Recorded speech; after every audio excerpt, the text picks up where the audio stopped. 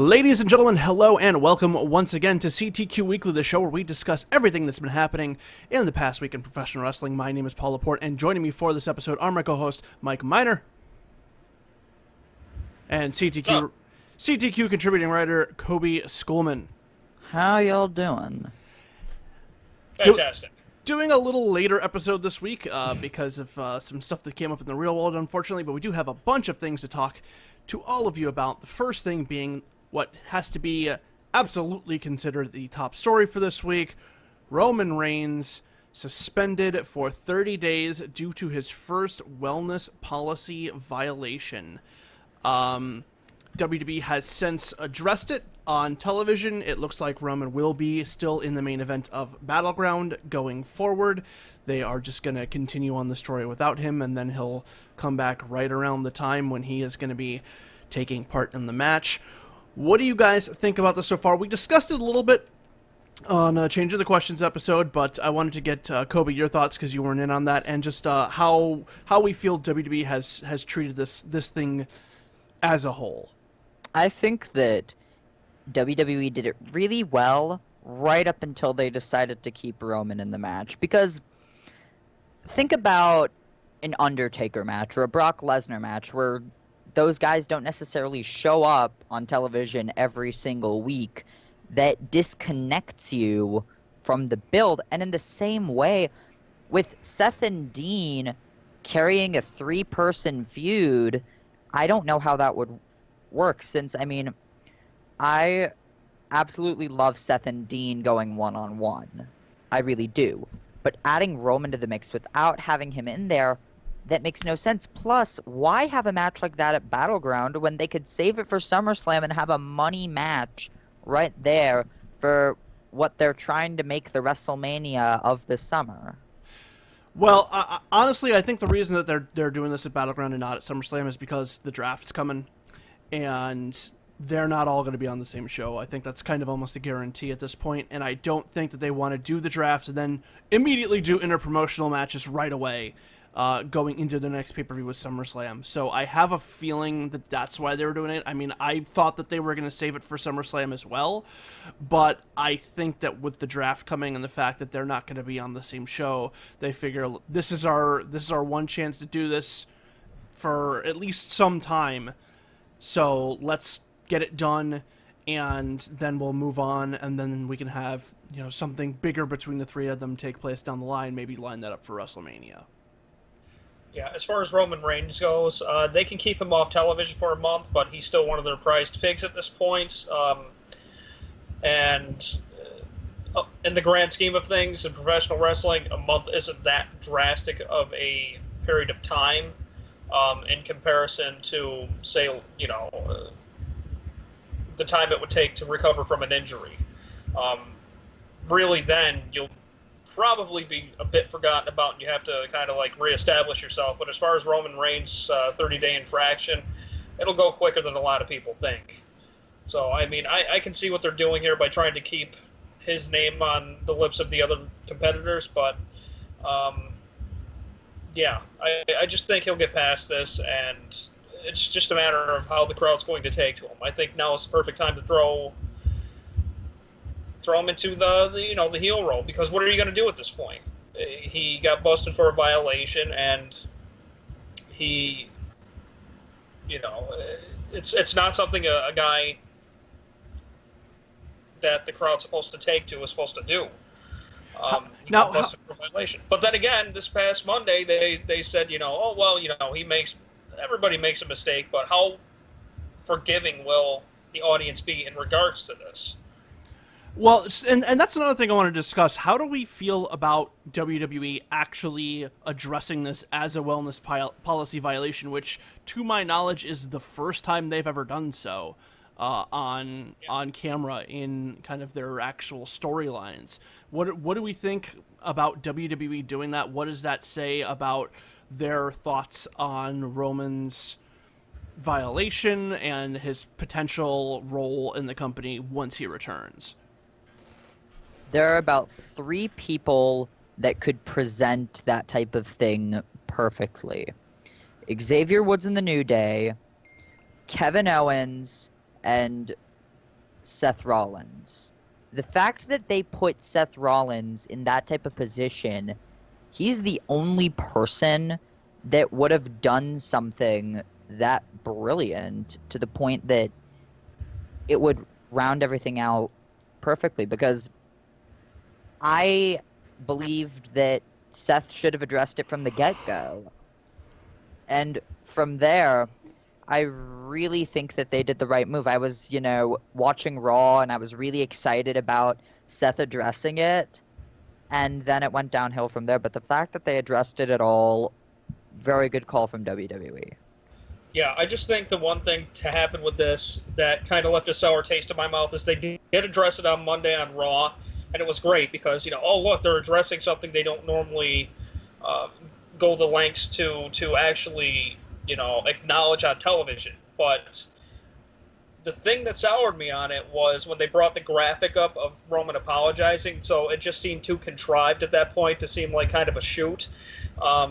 But other than that, I'm kind of glad they didn't try to shovel dirt on it and, not acknowledge it. I mean, it happened. It's a big story. It's one of your main competitors on your show, so you may as well put it out in the ether and see how people respond to it. I don't know if I agree with that. Because the thing is yes, it's your main competitor, but the fact of the matter is that the stuff that happens on Monday Night Raw is not real. It's fake. Yeah. It's not, it's not the real world. And when they kind of blur the lines like this, like sometimes that works and other times it doesn't, and I feel like it wasn't necessary, and I don't know how it benefits anybody going forward of Seth doing this. I mean, I guess, what is Roman going to be angry at Seth? I mean, he's already angry at Seth. I don't know how this helps any storyline other than just explaining why Roman's not there, I guess.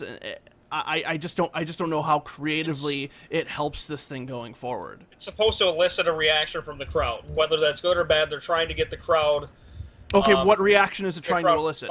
I do not subscribe to the theory that bullshit. I don't subscribe to that theory at all. I do not believe that. You don't think they're trying to get some kind of response from the crowd? Fine, that's fine if you want to get some sort of response. But as your job as a creative writer is not to just go, oh, this will get a response. Your job as a creative writer is to go, here is the response we want this to get, or here's the response we expect this to get. Here is the purpose that we are trying to accomplish by doing this. So what the fuck reaction are you trying to get by doing that? Are you trying to make him look good? Are you trying to make him look bad? What are you trying to do? Well, here's the problem with that whole frustration you have there is, try to look at it from a different perspective, okay? What wound up happening is Seth Rollins said, Roman Reigns got busted, then Dean Ambrose comes out. It's supposed to make Seth look like a sniveling, snide, sneaky kind of heel. At the same time, Ambrose comes out and says, you know what? The guy got busted. Everybody makes mistakes. So it simultaneously puts Dean Ambrose over as a face, Seth Rollins as the prickish heel, and okay. How it benefits Roman, who knows? It's supposed to benefit him by saying, Ambrose going, well, people make mistakes. We should be able to forgive him, but at the same time, nobody was really taking to Roman in the first place on live television. That's the problem. This kind of strikes me as that weird thing when, like, Jeff Hardy and CM Punk were feuding, and we were supposed to be upset at the guy who was saying, like, don't do drugs and live a clean life. Like, it's almost kind of the same thing to me, and that's the problem, is that's okay, you can say you're trying to elicit that reaction, but the reality is that those writers should know by now that is not the reaction they're going to get, because people aren't behind Roman in general. So by Ambrose coming out and saying, hey man, no, it's okay, like, people make mistakes, and Roman and Rollins going, no, he's an asshole, he let people down, it's like Seth Rollins is kind of right and Dean Ambrose is kind of wrong. So if you're trying to get Seth Rollins over as a heel and Dean Ambrose over as a babyface, I don't know if it works. Kobe, what do you think? Well, it's a wrong way to go about it, for sure. Yeah, I think while listening to your banter, I realized something that neither of you guys were acknowledging. What else did they have to do? Because think about it, if they swept it under the carpet, I'm willing to bet that on Monday night we would have gotten some fan chant along the lines of 420 or Roman does whatever. So with this in mind, it puts it to bed. If they had swept it under the rug, Roman would have been knocked even lower because the fans already don't take to Roman. That much is clear. the fans are already sort of meh on the creative team. Not addressing it at all would have completely tanked it. The fact that they acknowledged it at all moves the storyline a little bit. Could they have done it better? Yes, but the fact that they did it at all is much better than sweeping it under the carpet. So yeah. Exactly. It's just like that elephant in the room that, you can't get past unless you address it and then just kind of like let it go. So See, I'm not saying don't do anything. I'm just saying that what does the way that they did it accomplish? And I just don't know. This is the problem. This is the problem with a lot of creative now is that there's, minimal effort put forth between what they should do and what they actually do. The way they book matches, the way they book storylines.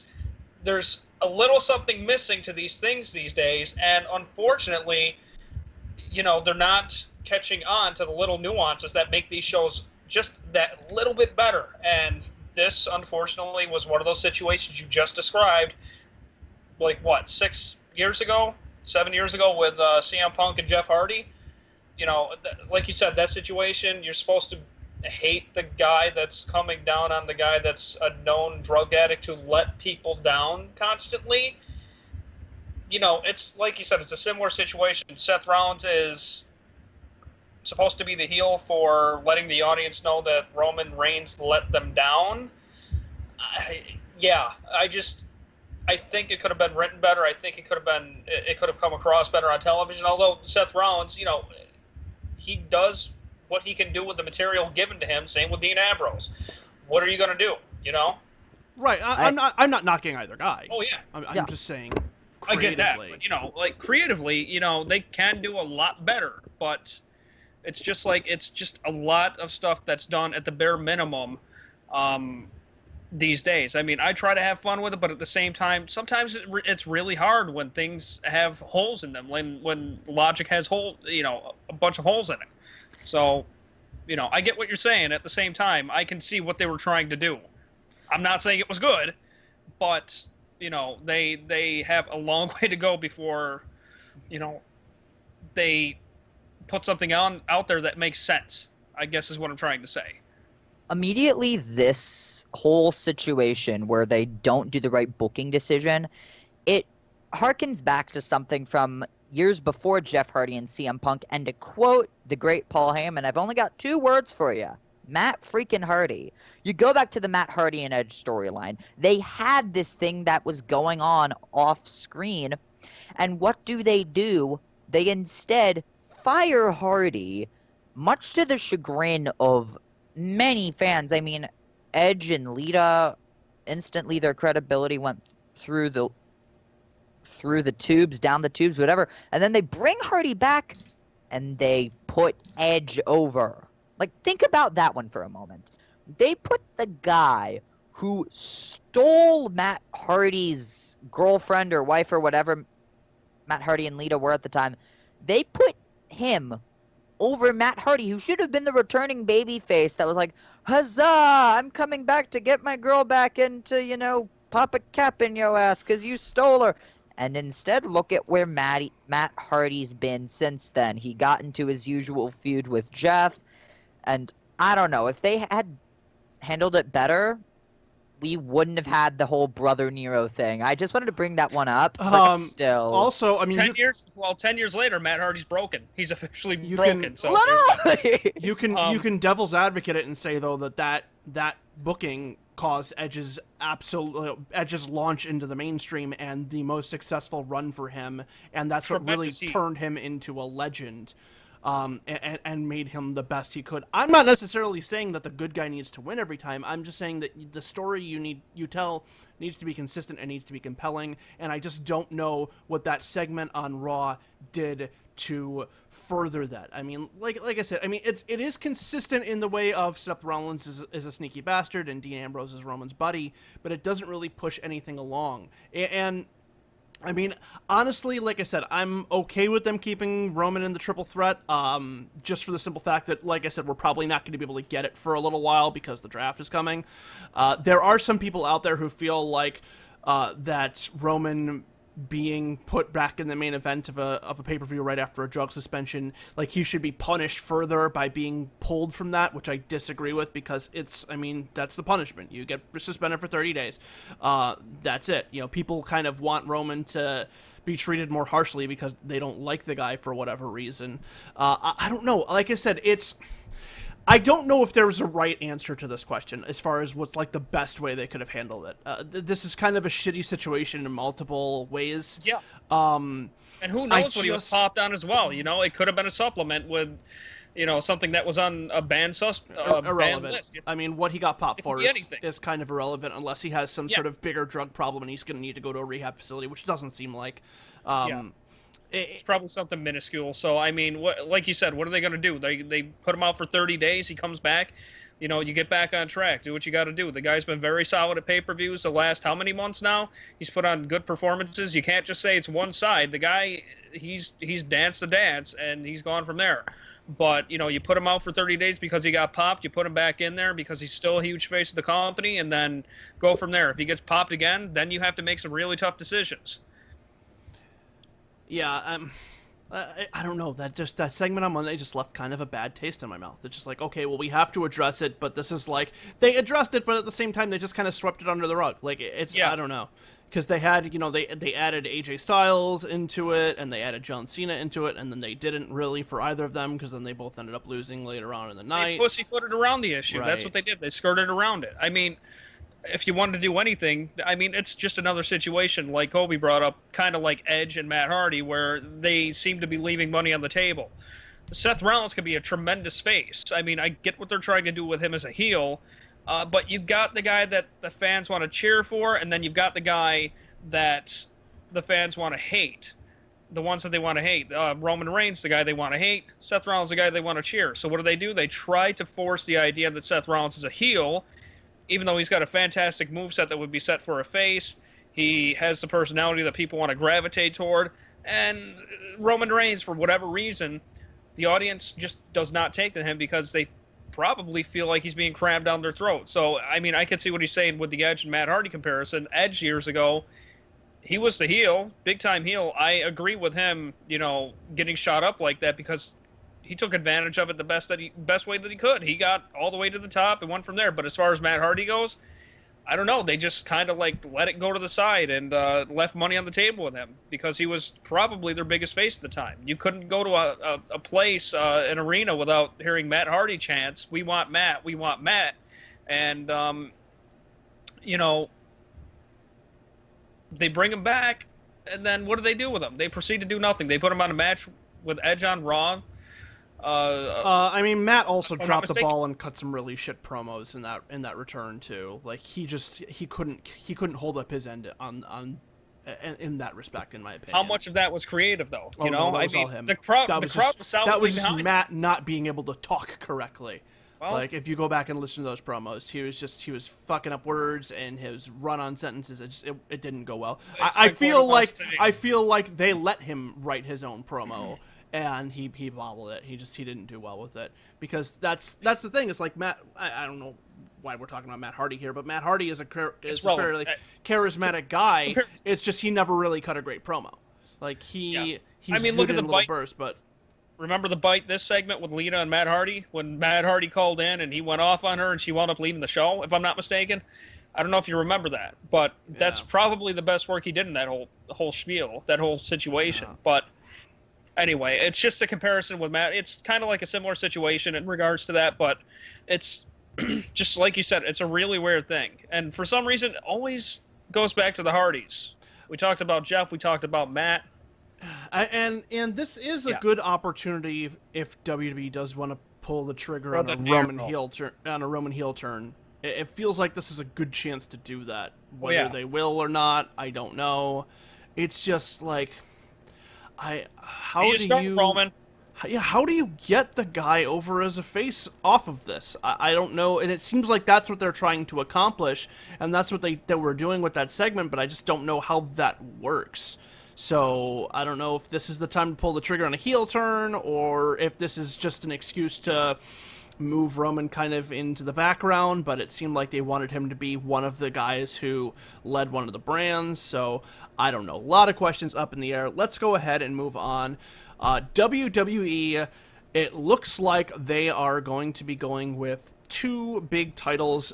We have some clues as to whether or not that's going to happen when this past Monday it seemed 2 COOs as well. The WWE World Heavyweight Championship previously has been renamed just the WWE Championship.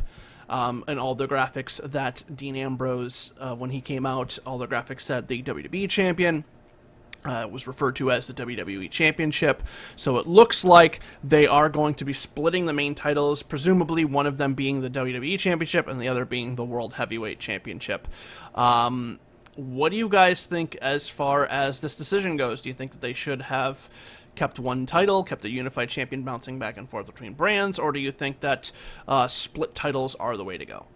Split titles are never the way to go. I mean, this is something that I share with a good portion of the wrestling fan base, in that if you have 2 champions, that makes each title less desirable. I mean, some of the most over championships in all of wrestling, you talk about the IWGP Championship, the Lucha Underground Championship, even the NXT Championship. The key there is that it's one championship and everyone's fighting for it. If you have 2 championships on 2 separate brands, that makes each one less desirable. I mean, who actually believed Jack Swagger was a viable world heavyweight champion? That's really just something where I would fantasy book that world heavyweight championship, like the one belt on both brands being the championship. Intercontinental and U.S. titles are on either brand, and that makes both of those better. Tag team and women's, you could probably do Universal as well, but I don't know. Splitting up the championships, that I feel like the numbers don't lie there, and they spell disaster for the WWE heading into the next thing. And yes, I did quote Scott Steiner. Come on, you didn't enjoy Jack Swagger Prom King? Absurd, absolutely absurd. Anyway, no, but I do agree with you that there does not need to be 2 world championships or 2 main company championships, because it does water the idea down that you have you have one guy that's saying he's the best, but then you got another guy that's saying he's the best. Who's really the best at that point? And they've spent 3 years building up this championship, the WWE World Heavyweight Championship, to mean something significant to this company, and they're going to split it apart again.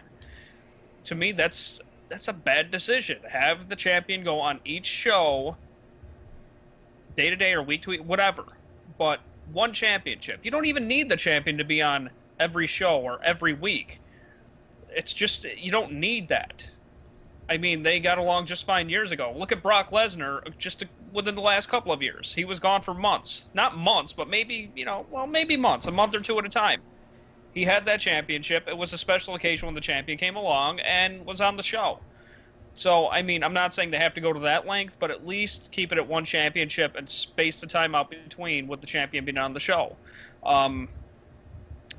But yeah, it's not necessary to have 2 world champions under one company umbrella. Okay, and, but the difference is that comparing now to 2006, 2007, 2005 when they did this originally, and guys like Jack Swagger, world champion, their roster is a whole hell of a lot deeper than it was back then. And it's almost with having one main title. I mean, you look at the main event scene, you have Seth, Roman, Dean, AJ Styles, John Cena, Brock Lesnar. I mean, there is a lot of potential, and there's guys who are right on that cusp: Cesaro, Kevin Owens, Sami Zayn, Bray Wyatt. I mean, there are a lot of people that could potentially benefit with having what could be considered a title that's equally as important to the, to the WWE Championship, if in fact they actually go that extra effort and try and make that belt seem as important and make SmackDown seem as important as Monday Night Raw. So I'm really kind of torn with this. Like I said, I agree with you guys that it devalues both titles, but at the same time, if they're really going to work to keep these things separate and you want to have a separate brand, then what's your other option is just having your world champion work a program on Raw, and then SmackDown has no big title to fight over for whatever pay-per-view they have coming. It's really, I don't know, it's kind of a double-edged sword, and I almost, if this means that we get to see guys like Cesaro or Kevin Owens hold that belt, I'm kind of for it, I think. Do you think the situation that happened years ago with the Undisputed Championship, where the champion would go from Raw to SmackDown, back and forth, until he lost the championship, do you think that's a situation that would benefit this whole brand split? Because I think it's something that would benefit the brand split. You have one champion going between both shows. I don't know, because like I said, it's just then that leaves one show without a program, a big title program for however long. We still don't know how they're doing their pay-per-view schedules and things like that. Plus, it also is a thing of like, I don't know, it doesn't seem as organic, because it's like, okay, I'm Dean Ambrose, I'm the world champion. I'm gonna go fight a guy on Raw now, and then once I'm done with that, I'm gonna go fight a guy on SmackDown. Why? Why am I going to fight? Like, if I'm involved in the shit with Seth Rollins, and then okay, I beat Seth Rollins, but now it's SmackDown's turn, like that breaks the flow of potential long-term feuds. I almost feel like. Yeah, you're right, Paul. You're right, and with that, I was thinking, and recently I've been preaching to some of my friends who are also into wrestling about the beauty of tournaments. I mean, the more I keep up with Japanese wrestling, the more I realize just how great tournaments are for keeping things up. And like, take a look at Will Ospreay. And I know we're gonna get to that later, but he is a superstar now because of the Best of the Super Juniors. Yeah, I just got used to calling it G1 Climax because I would always say Best of the Super Juniors anyway, since that's what I was kept keeping up with. But anyways, what if for the World Heavyweight Championship, it's announced on that first live episode of SmackDown, bam, you have a round-robin style tournament with some of the best guys, and you have matches on SmackDown, the weekly show. Then you also have them at live shows just to keep it interesting. It gives people reasons to go to these shows, to watch these shows, and then you keep up with the results. And then at SummerSlam, you have the final. Again, it gives SummerSlam a big fight feel. It gives SmackDown a big fight feel. Yeah. Tournaments win. Yeah, and honestly, I think that if they were going to do a one champion bounces back and forth thing, I think that needing that structure in place would be the best way to do it. To say, okay, here's how this works. We are writing this in the rules of this draft that the World Heavyweight Champion will fight a contender from Raw on one pay-per-view and then a contender on SmackDown from the next one. And then that gives them, because those are the rules, that's why we're doing this. As long as there's an explanation to it, that's fine. And the tournament thing could definitely be interesting, but I feel like if they're doing that, then they have to reshape the whole way that company works, in that it's just WWE, with the exception of the King of the Ring and certain things like that, it's never really been that tournament style. New Japan has kind of always had that in their blood, or at least for a very long time, for pretty much the whole modern time. They've had stuff like the G1 Climax. They've had stuff like the Best of the Super Juniors. They've kind of done this with the implicit thing that the winners of those tournaments usually get title shots. I would be interested maybe to see them do maybe some sort of King of the Ring style thing where they could do that. I don't necessarily know if you need to have a tournament every single time to determine number one contenders, or if you could have just done a whole, the Dean Ambrose is going against a Raw guy this month, and then the SmackDown main event is for the number one contendership. Doing it that way could work potentially. I think. I was going to say, my thing is, if they're going to have two main championships, You gotta separate both shows. Don't have them mingle together. None of that. You gotta have them completely separate. I don't want to see what's been done already, where you have guys crossing over constantly. You got guys going at each other on brute pay-per-views.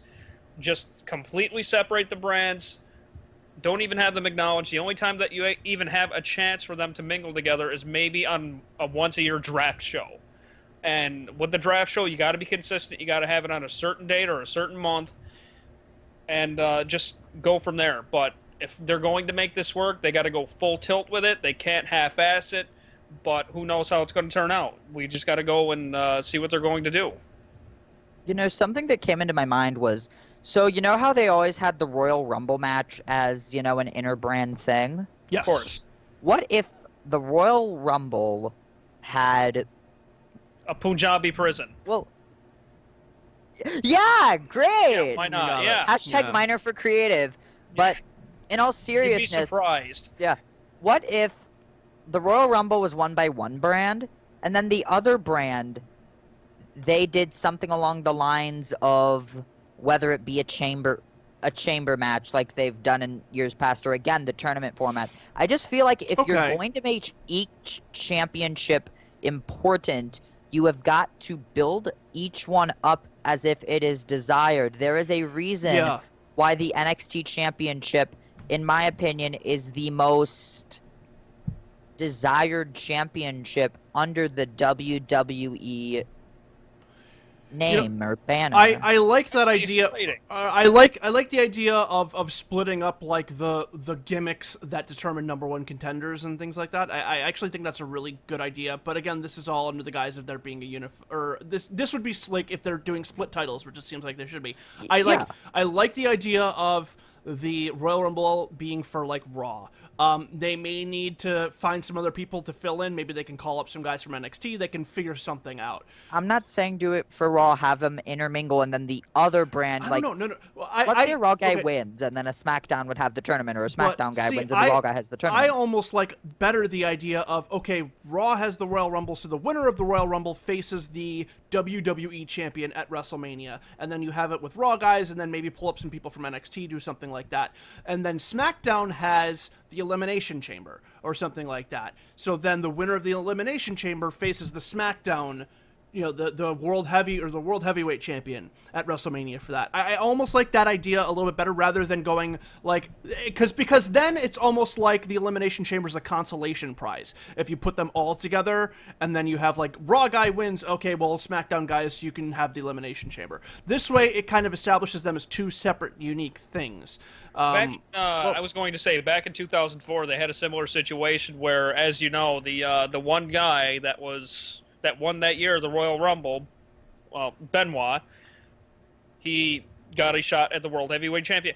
Don't thumbs up, Benoit. I swear to God, I will reach through this camera. That was completely cynical. Okay, I'm not going to get into Chris Benoit right now. I will choke you like Chris Benoit. Really? No, I'm joking. I'm kidding. I'm not that kind of guy. Please, let's just get out of this territory. I'm not a murderer. Anyway, make your point, Minor, please. Let's kill this conversation. You already did. It's already dead, Minor. Eat it like a dead horse or a dead Benoit. Stop. So, airplane food. All right, so anyway. I'm moving on. So anyway, as I was saying, Benoit won the Royal Rumble that year, okay?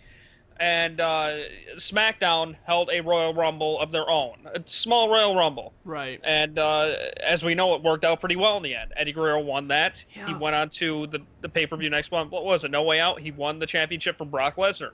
It went over extremely well. You just got to have the right participants for the right match. And, but like I said, I just feel like if I'm you not do saying it has to anything be, like that, it just a Royal Rumble. I'm saying it can be something else. Mm-hmm. Just something as, like you said, like a consolation prize to get a number one contendership. Yeah, but I don't want it to be a consolation prize. I want it to be, this is how it's established, and both of these things are equally as important. Because, like I said, if you have like a mini Rumble, what's that? I say whatever works to get a guy over.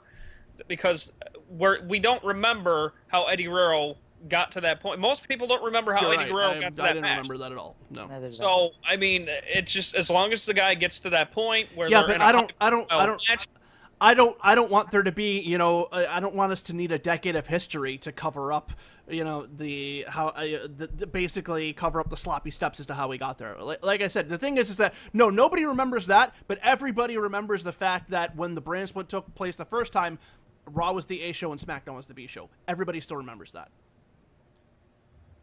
And those things contributed to that. So I feel like if you're going to do it, you need to do things and have it set in stone so it isn't like, oh, here's the consolation prize. It's, okay, Raw has the Royal Rumble, SmackDown has the Elimination Chamber. This is how we determine our number one contenders now. And that's it.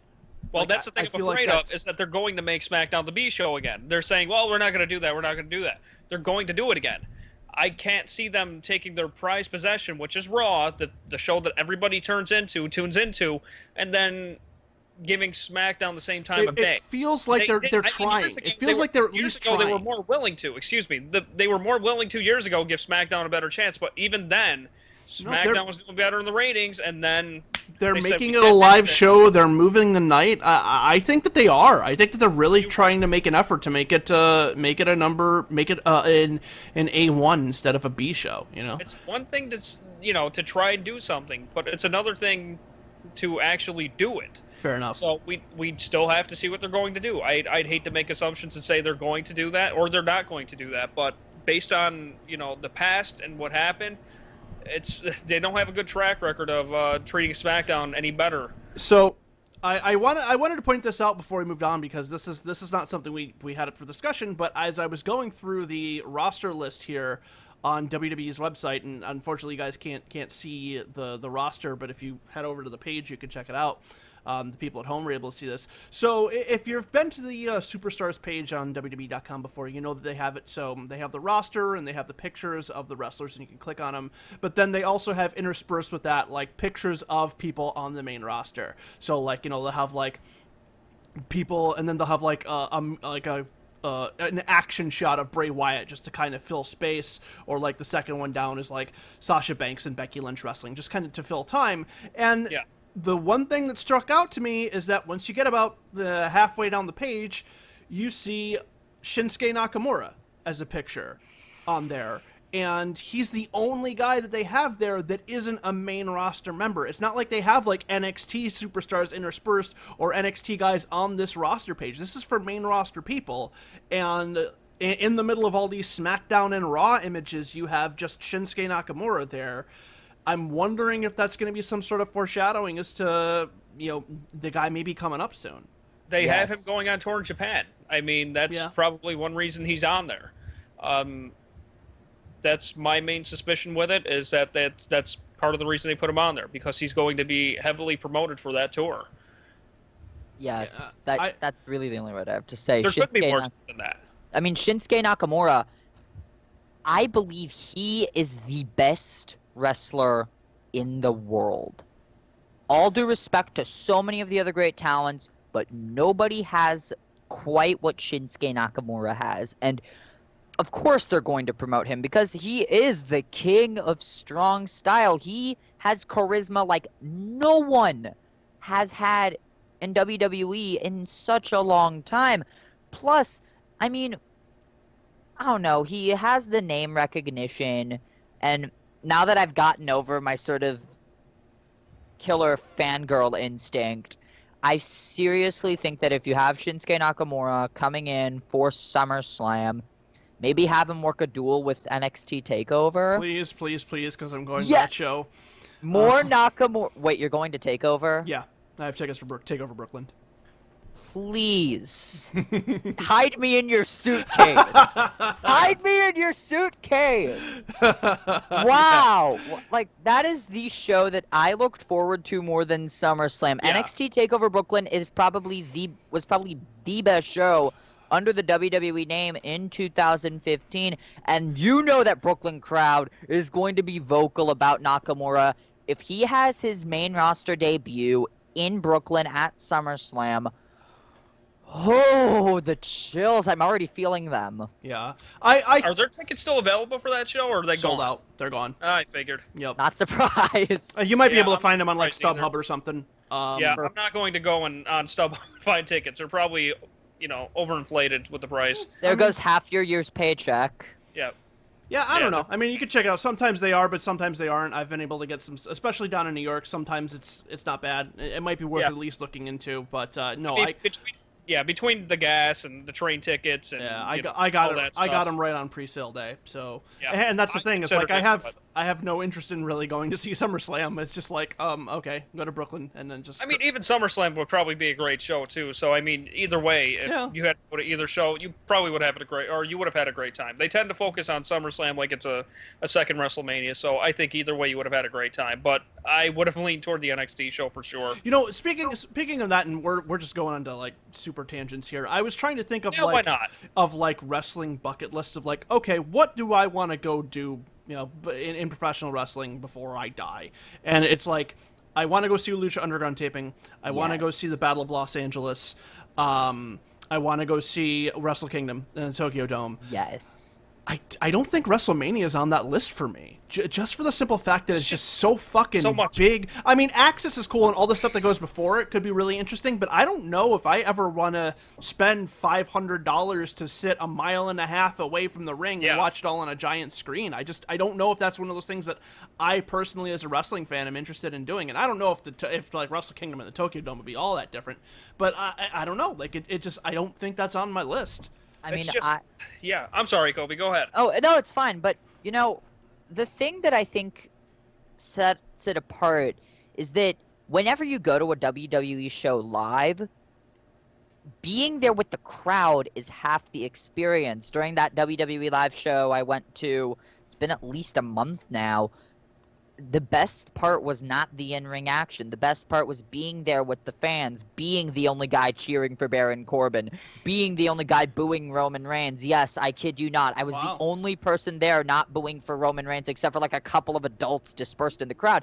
But it's the experience that you have at that show. WrestleMania.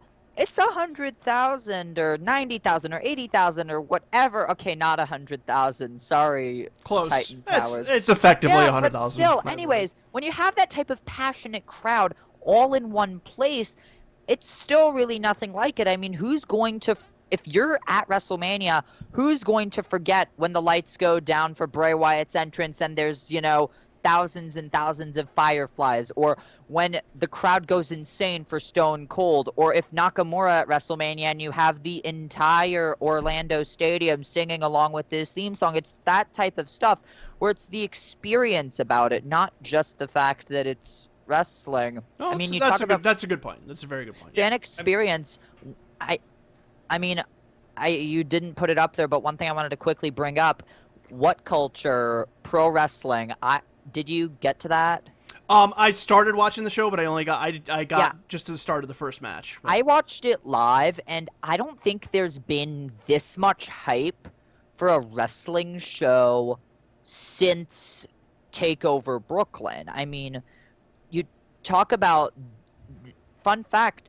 What Culture is the second most subscribed to wrestling channel behind WWE, and they had this huge, passionate fan base. I mean, all over my Twitter feed, there were just stuff about WCPW, and the crowd there was amazing. And it really is about the experience, since I don't know if I would have actually watched What Culture Pro Wrestling if it were just the matches. Since, I mean, the matches were not, top-notch, but it was just the experience of it all, hearing King Ross on commentary through it all. But, yeah, it's really the experience of a WWE that's show. a good point. Or wrestling. My thing... Also, I was going to say, my thing was, do you remember about like 10, 12 years ago, we were talking about, we're going to have to go to a WrestleMania one day. And that's when the tickets were like, I don't know, $1,000 or something. And they've jumped up dramatically since then. And it's just one of those things where, it's cost versus quality. And a show like NXT, Brooklyn, you're going to get the quality for a decent price, as opposed to, say, like a WrestleMania where this year's was... Oh man, very questionable as far as the quality goes. I mean, the experience as far as access goes, and if you can make it to the Hall of Fame, that's good incentive in itself. But the main show, what you're really going for, if the quality isn't there, then you're going to have a lot of regret as far as buying those tickets for the price that you bought them for. I think that the only way I mean, like I said, if the opportunity presented itself and it wasn't somewhere like I don't know, like I'm willing to fly across the country to see the Battle of Los Angeles. I'm willing to fly to Japan to see Wrestle Kingdom. Like if WrestleMania was in like New York and I had the opportunity, and then okay, maybe I'd take it, but I don't know if it's just one of those things that I'm gonna just dump a whole lot of money to and go, just blow a week on. I don't know. The only way I think I'd be like that interested in it, and the most recent time that I was really interested in going to see WrestleMania was if they ever go back to Madison Square Garden like they did for WrestleMania 20. That was the last time I really wanted to see WrestleMania. That's the last time we were talking about that. Yeah, that is the last time we talked about because that would just be such an interesting thing. It's a lot smaller atmosphere, and it's just kind of something I've always just enjoyed, kind of a more intimate atmosphere when it comes to professional wrestling, kind of almost for that reason. Because, I mean, like, the idea of 100,000 people, singing Nakamura's theme is cool, but if we're all a mile apart and it goes up and out of the building and nobody can hear anything anyways, I don't know if that's necessarily as cool as being in a place where there's 20,000 people and everything's bouncing off the walls and the atmosphere is just electric like that. I don't know. I'm not sure if it's one of those things. I don't know if that's the way that I like experiencing my wrestling, It's just unfortunate they're never going to go back to Madison Square Garden for WrestleMania unless they redo the whole facility and put in 80,000 more seats. I just can't see them doing it. Or WWE just tanks super hard and they can't fill those arenas anymore. I think the only based off of what you're saying, I think the only WrestleMania that either of you two would really want to go to is if they went to England and they filled up Wembley. Yeah. I mean, that could, yeah. On the wrestling bucket list, one thing that I'd put on there is, sadly, when I'm old enough to go see an ICW taping up in Scotland, mainly Glasgow, and if I could see WrestleMania in England, one thing about football stadiums that is different from American football stadiums is they are loud. I mean, a place like Wembley or a place like Old Trafford in Manchester. Look at SummerSlam '92. Yes. Look at SummerSlam '92. The Bulldog and Bret Hart. They got a bunch of noisemakers there, vuvuzelas, and they've got the audience going crazy. And once in a while, you see people do the wave, kind of like they did this past Monday, except not as piss poor. And it's like they're doing it for fun. They're enjoying themselves, and that's what wrestling at its core should be about. It shouldn't be about the nitpickiness that we've come to, expect from wrestling fans when you're not there. But when you're there, you just have fun. I mean, if I were watching a match on TV that was, say the likes of Miz versus Kane, I would not be watching that match. One second, sorry, my friends. Anyways, so yeah, that was weird. But anyways, you would not want to watch a Miz and Kane match just at home. But if you were there, that would be absolutely amazing. Right, it is a completely different thing, yeah. Let's go ahead and move on here, get back onto the actual schedule. Ricochet apparently is done with Lucha Underground. He has wrapped up all of his commitments with them, and it looks like he is going to be moving on. Now, I'm sorry to hear that. As am I, but Lucha Underground certainly has enough talent to make up for it. Now the question is where is he going to go? Is he going to stick with New Japan and try and really make his name there, or is he going to do what many people feel that he is going to do and sign with WWE? My first thought is he's going to do the Japan Ring of Honor partnership. That is absolutely the best thing for Ricochet to do. I mean, I love watching Ricochet in the ring. He is extremely talented. He could put Nakamura's, best wrestler in the world thing at risk. If Ricochet came into the WWE, I don't know how WWE would use him. I mean, Ricochet is not AJ Styles. He doesn't have that same type of big name recognition that Styles or Nakamura does. Ricochet, he's never really been a main event talent until Lucha Underground, and some of his best matches have been on undercards of sorts. I mean, you talk about his many matches teaming with Matt Sydal or however you say it, Sydal. Against the Young Bucks, Roppongi Vice, and Red Dragon. Those are always great, but I don't know if that is enough to consider WWE signing him. And again, on the flip side of things, I've seen some questions of what is Lucha Underground going to do without Ricochet moving forward, without Prince Puma. Again, I think that both can move on to greener pastures. I mean, have either of y'all watched Lucha Underground, like, consistently? Yeah, I've seen Yeah. every single solitary episode. I missed last week's episode, but I'm going to catch up to that. But I mean, tonight. think about the most over guys in Lucha Underground. It's no longer Prince Puma. No, I wouldn't even put him in top 5. Yeah, I mean, unfortunately. Cage, Pentagon Jr., Mysterio has that nostalgia factor. Sexy Star, are you kidding me? She's absolutely beloved. And even Masquerita Sagrada has a good following, I mean, you know. think of it this way. You got Mil Muertes, you got I swear. Matanza. I mean, all of this talent is super over, no matter who it is. Yeah, I think It's Lucha crazy. Underground's going to do Our fine. show. Yeah. Yeah. Yeah, Lucha Underground's going to do fine. Johnny Mundo. I 4, think 2, 3, get fame. I think if I mean the thing is that if WWE offers him a bunch of money, then obviously that's probably going to be the smart thing for him to do, is just to go and take it. I don't know if WWE is going to be offering him that Nakamura or AJ Styles money, especially at this point in his career. I just don't think so. The only way I think that it would be a good career move for Ricochet, beyond just getting paid, is if they take this cruiserweight thing and they turn it into its own show, Yes, or they make it a consistent separate division on one of the brands and really spotlight it. If they go, hey, this thing went over gangbusters, we're going to make a cruiserweight title, and we're going to do an hour show that's just dedicated to cruiserweights every week, Ricochet needs to get in on that. You were picking inside my brain there. He needs to be involved with that, and that's when he should go. Especially, I mean, personally, I'd like to see a match between Ricochet and, let's say, Neville. Something like that, I think, would be special, given the time, given the platform. I mean, or even just the guys who win the Classic, Ricochet and Kota Ibushi, Ricochet and Zack Sabre Jr. I mean, we've seen some of these matches before.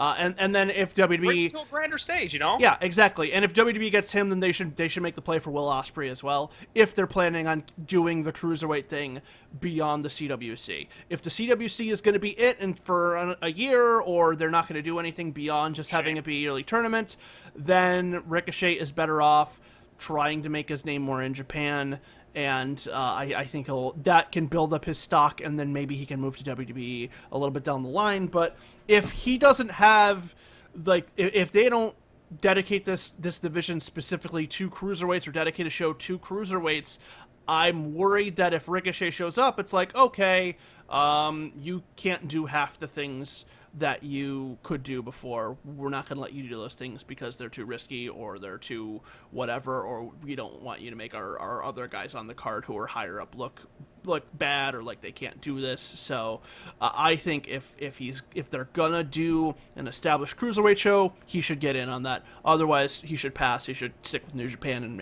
and go to Ring of Honor. All right, sweet. Yeah. So speaking of, Are we gonna move on to Ospreay? I guess I'll Let's transition smoothly on that. Let's segue. Speaking of Will Ospreay is going to be taking on a very unlikely opponent in the summer, and that is going to be none other than Vader. These two got involved in a bit of a back and forth Twitter battle. Will Ospreay has Rest in peace, Will Ospreay. taunting Will Ospreay, or Ospreay has been taunting Vader mercilessly, and it looks like that is going to lead to a match on August 12th for RPW in the UK. Vader versus Will Ospreay. What are our thoughts on this match? Hey, you guys ever see a dead body? So Yeah. I think both of these guys are really smart. First of all, here's how I think this whole thing happens. Vader makes the comments about Ospreay and Ricochet. Pretty early into that, either Vader gets in touch with Ospreay or Ospreay gets in touch with Vader. They discuss things. They have an adult conversation, which people assume never happens on the internet. So they No, it they does. talk this out and go, "Hey man, no, I think your stuff's really good. I just think it's this and that." And then Ospreay goes, "Oh well, you're a legend, you're a veteran. I definitely respect your opinion. This is my style." And then they go, "People are interested in this though. Let's keep going with it." So Ospreay gets it, keeps taunting Vader, and then Vader, bides his time, and then they announce this. This is going to it's going to make a lot of money for Vader. It's going to make a lot of money for Will Ospreay. It's going to make a lot of money for RPW. These guys, all involved, were very smart. And it's funny because I posted that opinion on some wrestling Facebook groups earlier in the week, and I got like the weirdest backlash from people who were like, well, Vader doesn't need Will Ospreay to be relevant in this. Like, first of all, I never said that Will Ospreay was making Vader relevant. I said he was making Vader money. There's a difference. And it's like, well, Vader is first billing on the poster. It's like, well, I mean, they're side by side, but okay.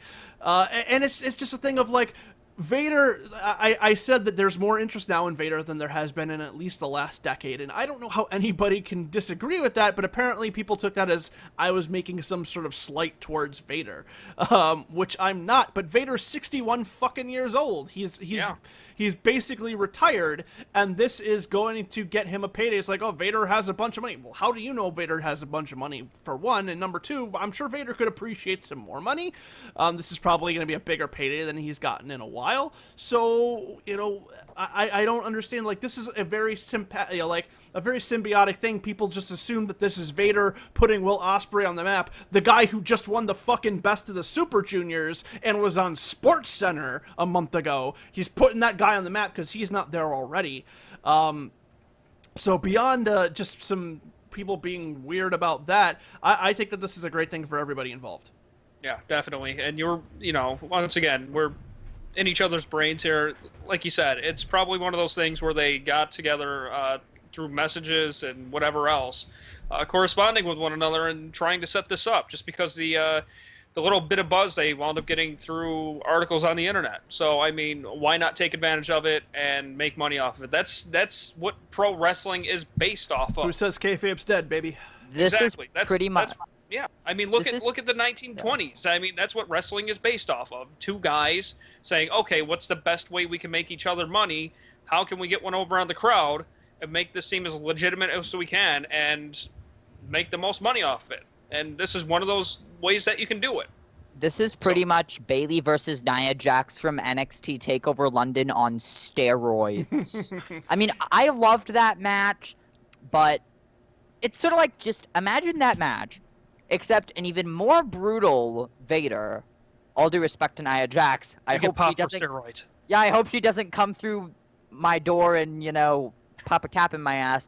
And an even more flippy Vader. So, flippy Vader, yeah. No, see, here's the thing though, is that Vader's lost weight. I mean, in terms of the size comparison, you're right. But Will Ospreay has been going out of his way in his matches and in his interactions on Twitter to be as much of a dick as possible. He is trying to be a jerk, and he did it in the match with Ricochet. Like he is being the smarmy, cocky bastard. And that's the role he's been playing. And again, credit to him being smart, especially if he knew this match was going to come out somewhere down the line. People are going to want to see Vader kick his ass. And it is going to be fun to watch Ospreay bounce off of Vader in all sorts of creative ways. This is probably going to be a quick match. It should be a quick match. I mean, Vader definitely has lost weight, but he's 61 years old. He probably shouldn't be putting on 30-minute, clinics. So this is going to be a fun thing filled with some interesting spots of Ospreay bouncing off Vader and Vader tossing Ospreay around, and it's going to be a fun time. The fact that we live in a world now where there is a guy at the top of his game facing a 61-year-old former world champ is what a world we live in. Because the fact that Vader's still kicking around and wants to get into a match like this, I mean, good for these guys. I mean, you wouldn't have heard 20 years ago 20, 30 years ago about a guy 61 years old still getting in the ring and performing. It was very rare. So, I mean, good for Vader, good for Ospreay. I can't wait to see it. Absolutely. Well, let's go ahead and move right along here.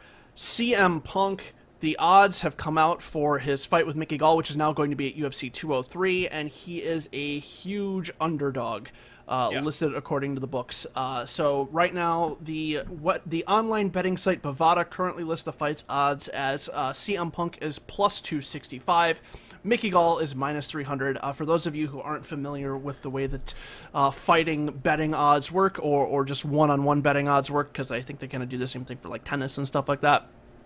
So what this means is that if you bet $100 on CM Punk and CM Punk wins, you get $265 back. If you want to bet on Mickey Gall, you would need to bet $300 to win $100. So Mickey Gall is about a 3-1 favorite over CM Punk. So it is not looking good according to the bookmakers for CM Punk's debut. Well, who's surprised? This is... I mean, I really don't understand how people could be up in arms about that. It's like, I wasn't surprised by this at all.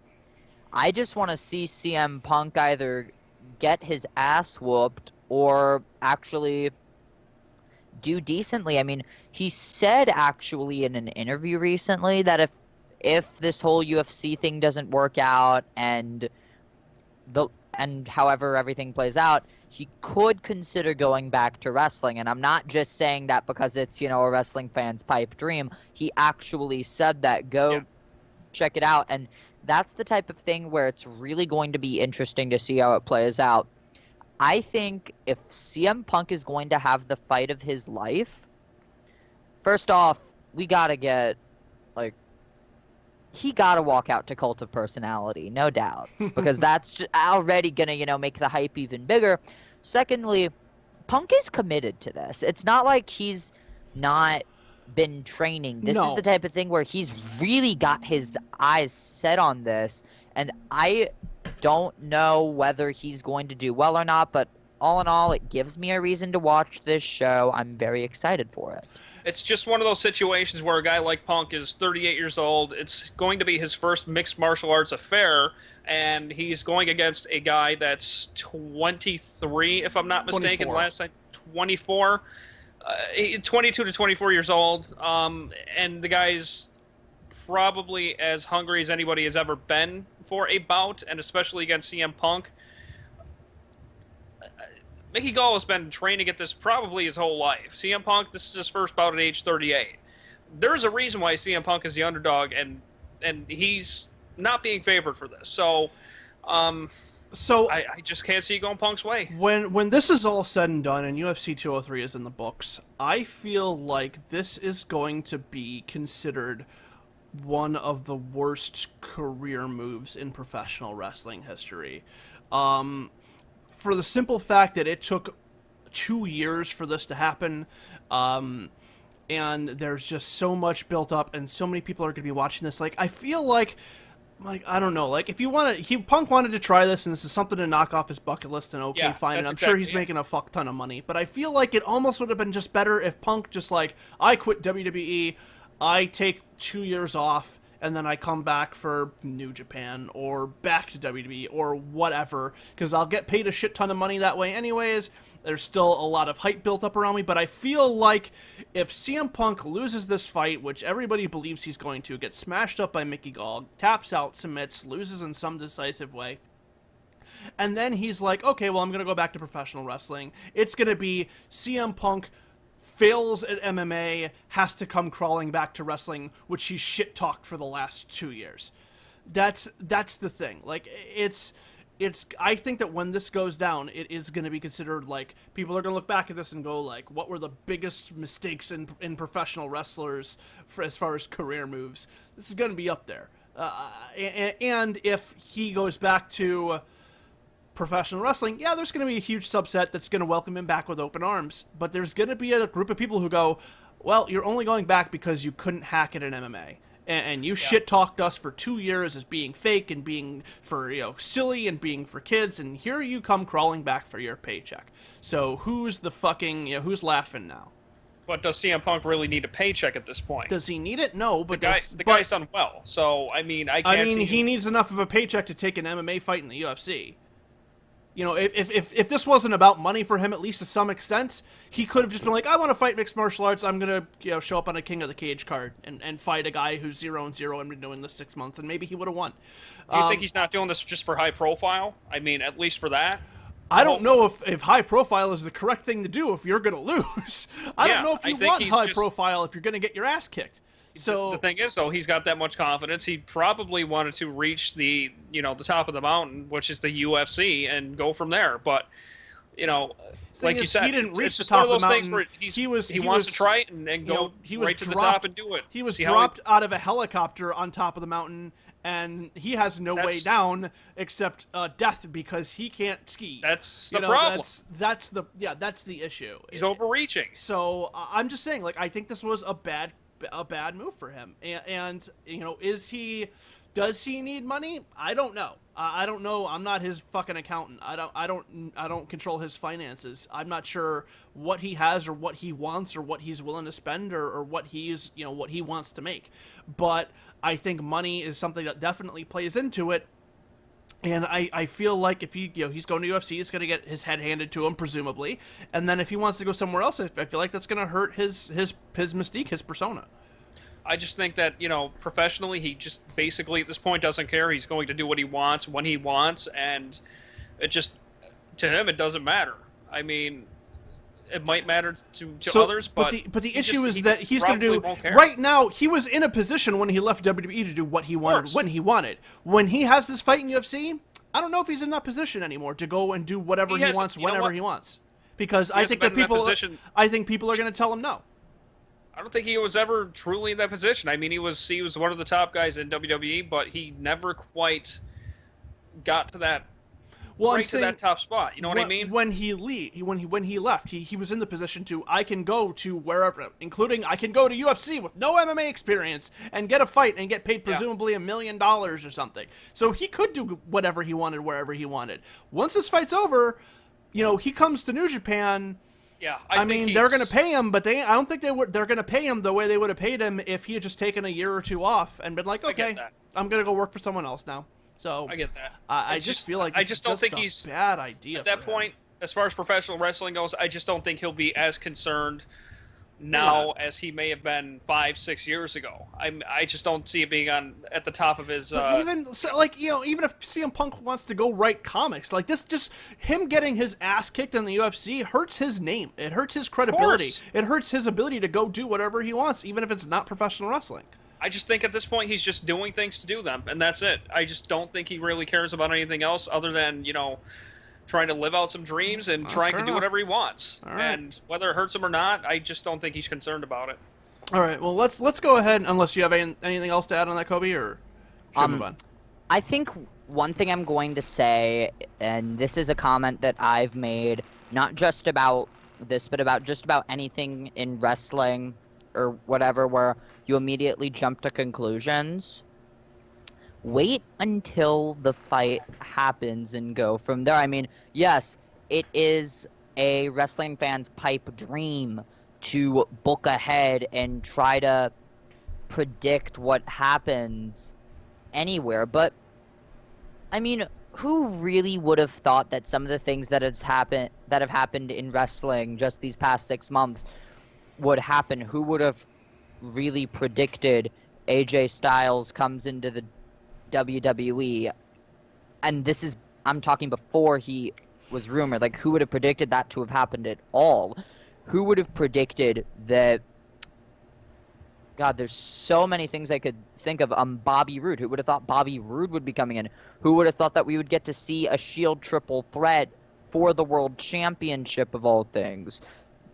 There's just so many different things that you don't really know what is going to happen, even though you try to predict it.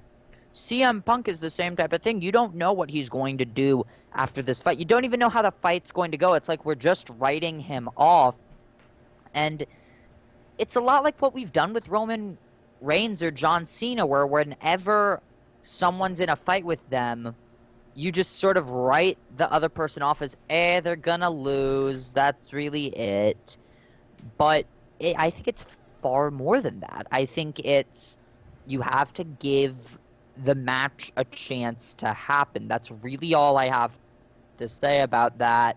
Because yes, it completely ruins what these podcasts are all about. But for something like this, it's almost like you're jumping to conclusions to the point where you're trying to book CM Punk's life. I mean, there's just so much unpredictability with this that you really can't put a pinpoint on what CM Punk is going to do during that fight, what CM Punk is going to do after that fight, and all of that. We don't even know what Brock Lesnar is going to do following his UFC fight. We have a few months to go before CM Punk, so let's just give it time, man. Like, drink it in. All right, fair enough. Yeah, okay. Let's move on from that. All right. I had something else to say, but I'm just going to move on from it. All right. No. Say what you're going to say. We have a little bit of time. Well, we only have one what more I was going to say is that it's just that the whole CM Punk bout, it's going to be more predictable than a professional wrestling match, just because it's basic, it's logical. It's CM Punk just doesn't have that experience. Mickey Gall, he's been he's been fighting his whole life. Younger guy, CM Punk just a bit older than he is, and I just can't see it turning out well for CM Punk. I mean, like you said, it could happen. CM Punk could beat him. It's just very unlikely. Unless UFC pays Gall to take a dive or something. Yeah. That's possible too. All right, let's go ahead and move on to our final subject that we have on our list of things to talk about. Cody Rhodes was contacted by WWE this past week, not about returning to the company, but about signing a Legends deal, of all things, with WWE that would allow them to use Goldust in their merchandising and marketing. Oh, I'm sure they could use Goldust whenever. I'm sorry, Stardust. Thank you for using Stardust in their merchandising and marketing. Interesting that WWE still seems like they want to keep the Stardust gimmick or character alive in terms of merchandising and marketing. I don't know. There's no confirmation as to whether or not Cody actually signed this deal or not. There's the only news we've really had about Cody Rhodes in the past week or so is that he is confirmed. He was the first confirmed participant for PWG's Battle of Los Angeles, so he's definitely doing that. But there's no word as to whether or not he is he's gonna take this. What do you guys think about WWE contacting Cody for a Legends deal? I just think that it's one of those things where they have a backlog of merchandise. Maybe they have action figures coming out of Cody Rhodes, or Stardust, excuse me. Maybe they have shirts that they were going to release. Maybe they have, I don't know, maybe Stardust gloves. They probably had a backlog of things that they wanted to go and put out there, and because Cody left so suddenly, they really aren't in a position to release that stuff. So try to get that deal and try to push that stuff out there and get as much as you can from it while you can still do it. Because if he doesn't return and they don't try to get the stuff out, then they're burning a bunch of money. So may as well try to do what you can with it. I don't know. I don't necessarily know if it's like, hey, we had a bunch of shit in the warehouse we got to get rid of. You never know. Because Cody requested his release. They could have set that stuff up. They didn't need to, they could have thrown Stardust merch on clearance and gotten rid of as much as they could. It wasn't like Cody was. They didn't just like fire Cody out of the blue, and Cody wasn't just like, hey, I quit. They had notice. They knew when he was going. So I feel like this is for new stuff going forward. You really think it's for new stuff going forward? I think so, yeah. Like I said, I don't think this is just to clear out the warehouse, because they probably have some sort of clause that they can sell off their existing merchandise anyways. The WWE, like the Legends deal, I feel like this is something for something going forward. Or maybe they want Cody to show back up when they're doing the Dusty Classic in the summer. Yeah. Do something like that. I feel like it's something for that, and not just, hey, let's dump the warehouse, because I don't think you need a Legends deal to do that. So I don't think it's necessarily even. I don't think it's necessarily even dumping the warehouse. I mean, they might have stuff that they still have yet to release that's been in production, and they just don't want to waste the money on that. You know what I mean? I mean, I don't think WWE, if they don't have the things produced already, WWE is not going to bother to produce something. No, I'm saying if there's stuff in the middle of production, maybe they got a handful of things out there. Maybe they got some other stuff out there. Maybe they have stuff left over. It's just one of those things where So they're gonna pay a slight mess. So they're gonna pay Cody Rhodes. They're gonna pay Cody Rhodes a salary, because that's what a Legends deal is. You get paid so much a year from WWE just to sell off their shit. No, like they would maybe do some sort of part-time contract or something, but this is a WWE they might Legends deal. Well. So this is not just a dump inventory. It wasn't reported as a Legends deal. Something similar to it, but not exactly like a Legends deal. You're right. So something similar to it. You're right. But I don't think this is just a dump out the warehouse, man. I don't think so. Maybe they're trying to keep good ties with them. I think that's a good chance. The initial split was not amicable, so maybe after the heat died down a little bit, maybe they're reaching out to him and trying to see what they can do at this point. Maybe give him that little bit of respect he's been asking for and go from there. Maybe he'll be back one day. I hope he's back one day. He was one of the most underutilized talents out there. He had a great style. Anything he did, he made gold out of. Okay? I mean, you don't want to lose a guy like that. And they lost him once. They might want him back. They might want to push this guy to the moon. I've mentioned it before. Look at his early days as the generic Raider wrestler. Look at his days as one of the members of Legacy. What was that? Legacy. Yeah. I keep forgetting that because it was kind of bland to me. But Cody Rhodes was a standout there. He was dashing. He was dashing. He had the mustache gimmick. He wound up going to the Stardust thing. He was very versatile in what he did, and the guy that was disfigured. I mean, anything he did, he turned to gold. There was nothing that he could do that was wrong, but they kind of let him slip through their fingers and let him go. He wanted to leave, and with kind of good reason. I mean, he as good as anybody has been in the last 10, 15 years. Very solid, very proficient in what he did. Promos, in-ring style, everything. The guy could do it all. But for whatever reason, they would not let him, revert back to his Cody Rhodes character. I mean, and I think he could have gotten over with that. Seeing Stardust live... Stardust was amazing. Yeah, and then him leaving a few days after that. It was one of the last shows he did, I believe. And you saw that he was still trying to make the most of what he had. And it's not like... you saw this pent-up emotion in him.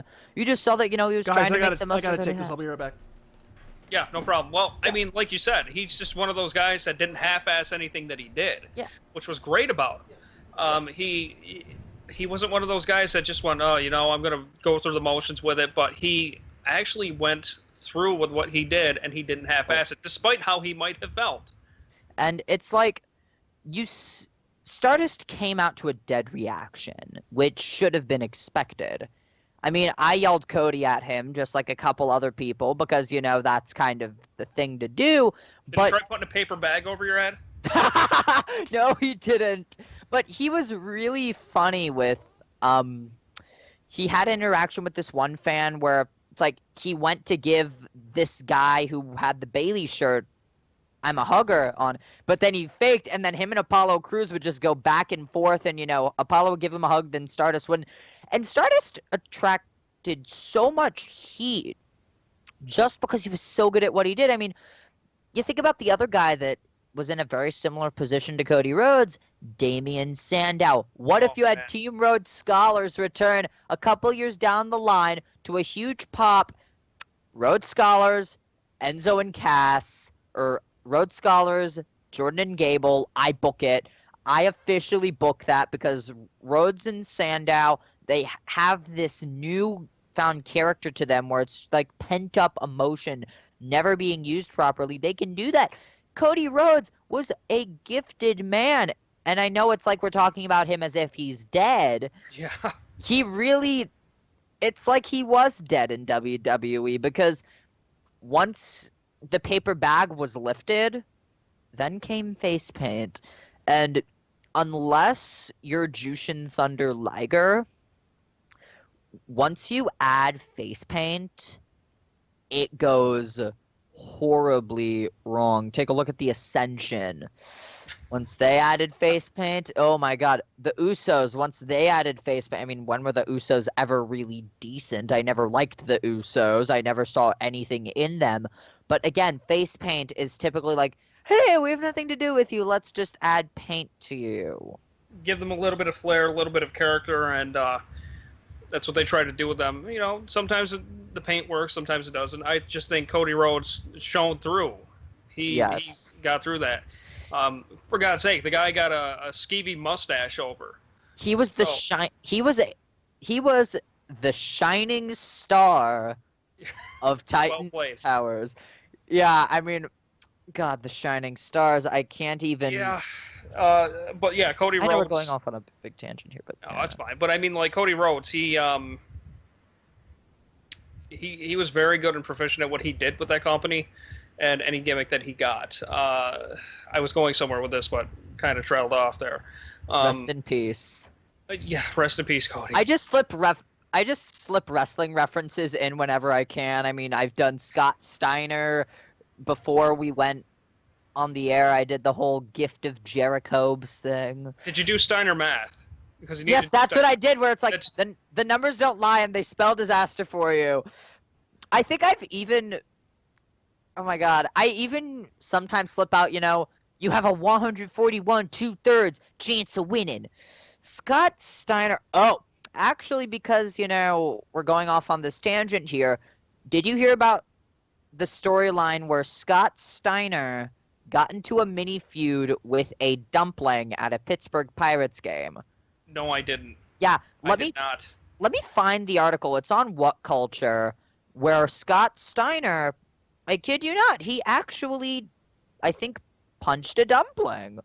I know, it's almost as weird as that article. It's a Stardust promo. Keeping it relevant.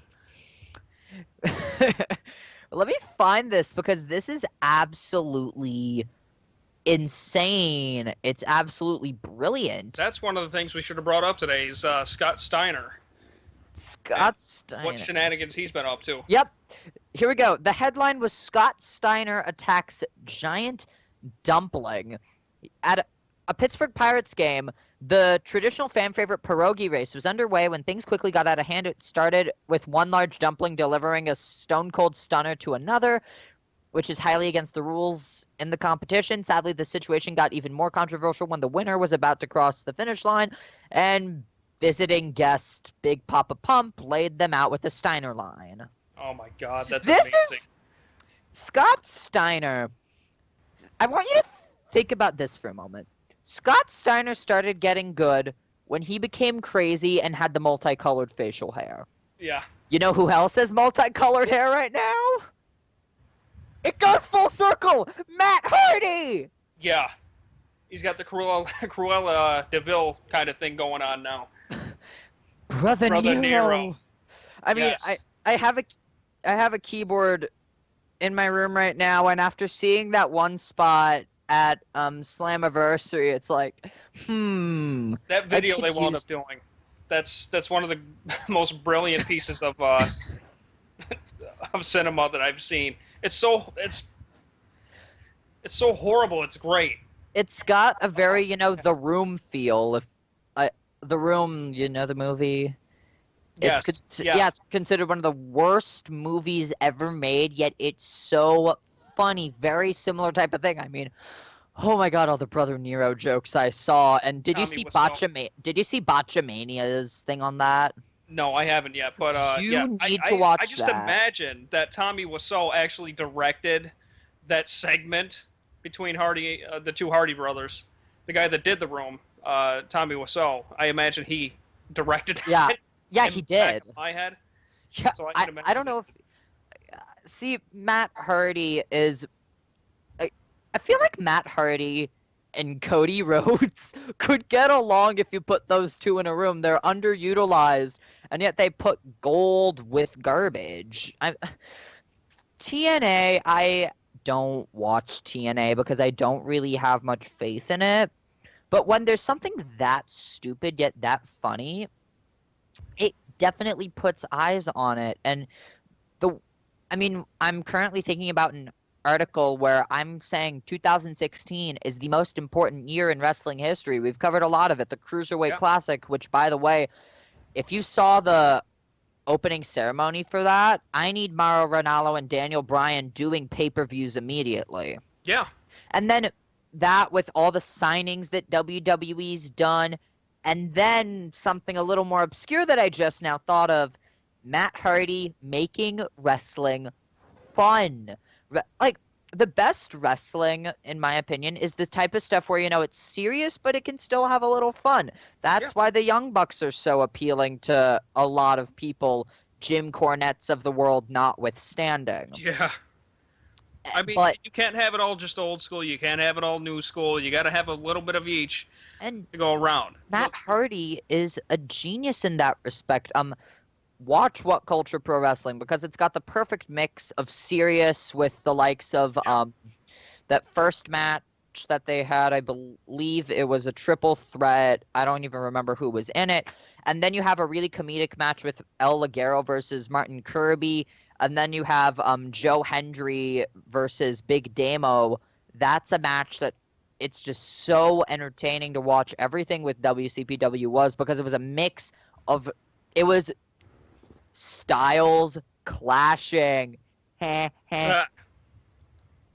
Paul, your microphone, you need to take care of that.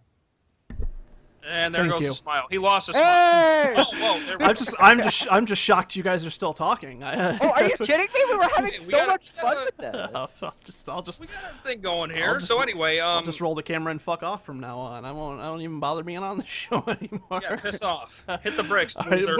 Where are we at, guys? I'm thinking ahead. Well, we went from. Let's got different things. Yeah, we pretty much went from the absurdity of Cody Rhodes and his brilliance to the absurdity of Scott Steiner attacking a pierogi. Oh, the pierogi story. I'm glad you guys touched on that. Scott Steiner's beard correlating with Matt Hardy and how that's influential in the world of wrestling. It all goes back to Matt Hardy. I am good at making Matt Hardy references. All right.